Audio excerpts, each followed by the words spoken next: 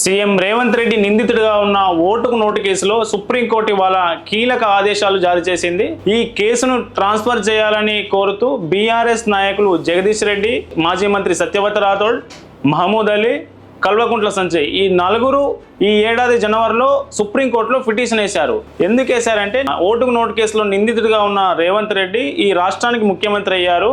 రాష్ట్రంలో ప్రాసిక్యూషను ఈ కేసును ఛేదించిన ఏసీబీ రెండు ఆయన పరిధిలోనే ఉంటాయి.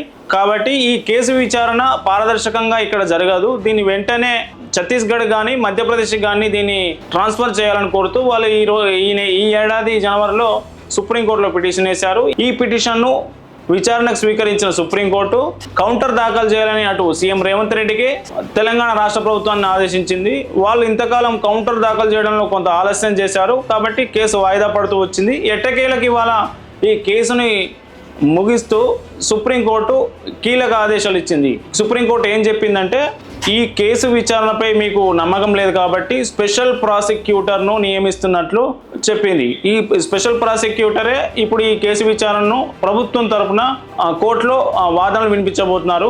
అయితే ఈ పిటిషన్ సంబంధించి పిటిషనర్లు ఎవరైతే ఉన్నారో వాళ్ళకు సంబంధించిన న్యాయవాది సుప్రీంకోర్టు కొన్ని కీలక విషయాలు నివేదించారు. ఏం చెప్పారంటే 2015 నుంచి నిందితుడిగా ఉన్నటువంటి ఈ కేసులో రేవంత్ రెడ్డి కోర్టులు ఇచ్చిన ఉత్తర్వులను సవాల్ చేస్తూ విచారణను అడ్డుకుంటున్నారని, ఏపీలో కూడా ఆయన ప్రభావం ఉన్నందున ఈ కేసును వేరే రాష్ట్రానికి ట్రాన్స్ఫర్ చేయాలని నిందితుల తరఫున న్యాయవాది కోర్టుకు సుప్రీం డివిజన్ బెంచ్కి విన్నవించారు.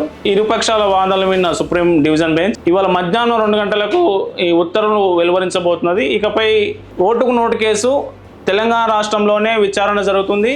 కాకుంటే ప్రభుత్వం తరఫున ప్రాసిక్యూటరు సుప్రీంకోర్టు నియమించిన ప్రత్యేక వ్యక్తి ఈ కేసులో ప్రాసిక్యూటర్గా ఉండబోతున్నారు.